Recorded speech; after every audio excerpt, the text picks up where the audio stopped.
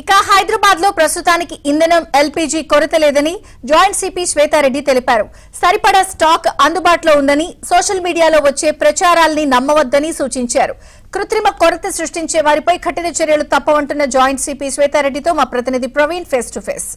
Madam, ఇప్పుడు social media కావచ్చు, బయట జరుగుతున్నటువంటి చర్చ అంటే హైదరాబాద్లో ఇంకా గ్యాస్ అనేది దొరకదు, దాదాపు 6 నెలల వరకు పూర్తిగా గ్యాస్ అనేది దొరకదు అనేటువంటి చర్చ జరుగుతుంది.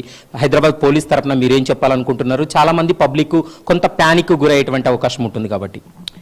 ప్రస్తుతానికి మన రాష్ట్రానికి సంబంధించి అయితే ఎక్కడ కూడా నిల్వల కొరత లేదు. కాకపోతే యుద్ధం స్టార్ట్ అవ్వగానే చాలా మంది యాంగ్జైటీతో దొరకదు ఏమన్న భయంతో ఎప్పుడు గ్యాస్ బుక్ చేయని అకౌంట్స్ నుండి కూడా చాలా బుకింగ్స్ వచ్చాయని తెలిసింది. ఆ బుకింగ్స్ వల్ల కొంత డెలివరీ లేట్ అవుతుందని ఆ కంపెనీస్, ఇంధన కంపెనీలు అన్నీ కూడా స్పష్టం చేయడం జరిగింది.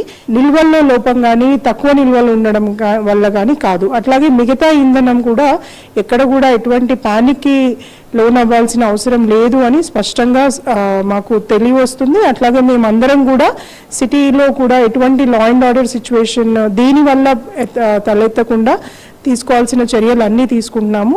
సో ఈ సందర్భంగా ప్రజలకి మరొకసారి విన్నపం ఏంటంటే ప్యానిక్కి గురి కాకండి.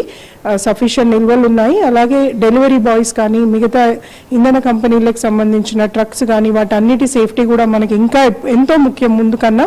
సో